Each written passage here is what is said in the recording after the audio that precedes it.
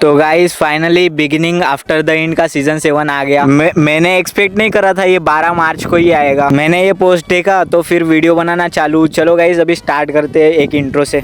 तो hello guys, it's your king majestic Senpai. Chapter की शुरुआत होती है आर्थर और एग्रोना से। 225वें चैप्टर में हमने देखा था कि एग्रोना सिल्वी की बॉडी को पोजेस कर लेता है। आर्थर सबसे पहले डोर को क्लोज करता है और फिर रूम को पूरी तरीके से आइसोलेट कर देता है ताकि उन दोनों की कन्वर्सेशन कोई ना सुन सके। आर्थर तो सबसे पहले बोलता है कि सिल्वी को क्या हुआ, वो सेफ है कि नहीं। एग्रोना बोलता है कि सिल्वी एक अच्छा नाम है और वो बताता है कि ये जो मैं बोलने के लिए स्पेल यूज कर रहा हूँ वो सेफ है। जब सिल्वी एग में थी तब मैंने उसमें ये लगाया था। आर्थर ऐसा सुनकर 2 कुर्सियां समन कर लेता है। एग्रोना कहता है कि शुक्रिया तुम्हारा इसके लिए, अगर तुम मेरे को मारने की कोशिश नहीं करोगे तो हम अच्छे से बात कर पाएंगे। आर्थर कहता है कि अगर मैं तुम्हें मारने की कोशिश करूंगा तो मेरी बॉन्ड को ही नुकसान होगा। एग्रोना बैठ के बोलता है कि मैं तो इस बॉडी में माना यूज नहीं कर सकता। फिर वो बोलता है कि चलो कुछ इंपॉर्टेंट बातें करते हैं। एग्रोना कहता है कि मैं यहाँ इसलिए रुका हूँ कि इसके 2 रीजन है। पहला कि अगर मैं यहाँ से बाहर निकला तो तुम्हारे लीडर क्या सोचेंगे, उनका रिएक्शन कैसा होगा, तुम्हारे कॉन्टिनेंट में सबसे सेफेस्ट एरिया में आ गया मैं। आर्थर दूसरा रीजन पूछता है। एग्रोना चेयर से उतरकर बोलता है कि इस कॉन्टिनेंट में तुम अकेले हो जिसमें मुझे इंटरेस्ट है। आर्थर सोचता है कि इतने पुराने असुरा को मेरे में क्या इंटरेस्ट होगा और वो कहता है कि ये अच्छा तो नहीं होगा। एग्रोना उसको मॉक करके बोलता है कि तुम्हारा चेहरा तो देखो,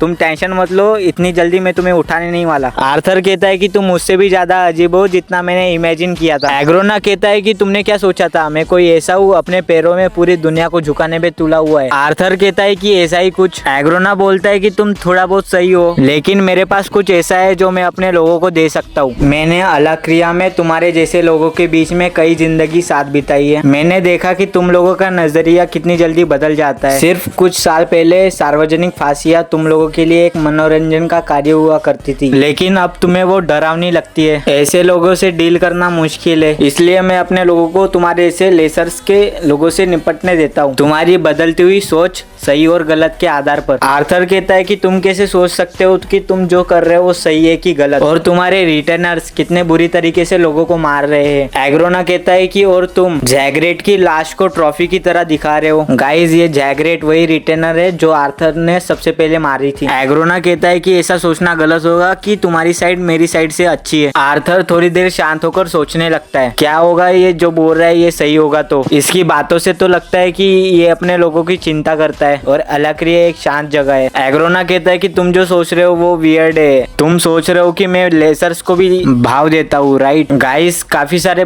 लोगों को लेसर्स का मतलब नहीं पता। लेसर्स का मतलब होता है जो दिखातिन में लोग रहते हैं उनको लेसर्स बोलते हैं। आर्थर बोलता है असुरा ने तो कहा था तुम लोगों पे एक्सपेरिमेंट करते हो जब तुम्हें इफेटस से निकाला गया था। एग्रोना कुर्सी से उतरकर बोलता है कि बेस्ट झूठ वो होता है जो आधा सच हो। कजेस और उसके लोगों ने तुम्हें ये नहीं बताया क्या मैंने ऐसा किस लिए किया। आर्थर इसलिए कि तुम अपनी आर्मी बना सको और अदर असुरा को गिरा सको। एग्रोना बस इतना ही बताया उन लोगों ने तुम्हें। गाइस एग्रोना के हाथ में क्या है वो देखो। आर्थर तुम्हें क्या लगता है मैं एक दिन उठा और अपने बिथरेरियन को धोखा दे दिया। आर्थर बोलता है कि तुम कोई भी रीजन दो, तुमने जो किया है उसको जस्टिफाई नहीं करता। मुझे लगा ही था तुम्हारा भी कजेस के जैसा ही माइंडसेट है। तुम एक बार सोचो अगर तुम इस कॉन्टिनेंट में बिना मैजिक के पैदा होते तो तुम्हारी लाइफ कैसी होती, लोग तुम्हें किस तरीके से ट्रीट करते। रॉयल फैमिली के लोग तुम्हें जान पाते, वो तुम्हारी ओर देखते भी नहीं। तुम बिना मैजिक के जायरस में भी नहीं जा पाते। तुम कैसा फील करते। बेसिलिक्स क्लैन अदर रेसर से बहुत ऊपर है, लेकिन अगर तुम सोचो तुम्हारे लोग तुम्हें काबिलियत और टैलेंट के हिसाब से जज करे। लॉर्ड इंद्रत ने तुम्हें अप्रूव किया लेकिन उसने मेरी ओर कभी देखा भी नहीं। आर्थर बोलता है कि ये तुम अपनी बात कर रहे हो ना, लेकिन इससे ये जस्टिफाई नहीं होता कि तुम काउंटेस्ट लोगों को यूज कर रहे हो ताकतवर होने के लिए। एग्रोना बोलता है कि तुम चींटियां कुचलने के बाद आंसू बहाते हो। आर्थर हंस के बोलता है कि कन्वर्सेशन बहुत लंबी जा रही है। एग्रोना बोलता है तुम्हें पता है मैंने क्या अचीव किया है लेसर्स पे एक्सपेरिमेंट करके। वो लोग मेरी पूजा करते हैं डर के कारण नहीं, श्रद्धा के कारण। मैं उनके लिए सेवियर हूँ। आर्थर क्या तुमने उनकी याददाश्त मिटा दी है? तुमने अपने ही पीपल को मार के टॉर्चर वगैरह किया है और तुम ये सब एक्सपेरिमेंट करके क्या हासिल करना चाहते हो अलाक्रिया के लोगों के साथ। गाइस अभी जो एग्रोना बताता है वो ध्यान से सुनना। आर्थर नंबर ऑफ मेजेस दिखातिन में 1 से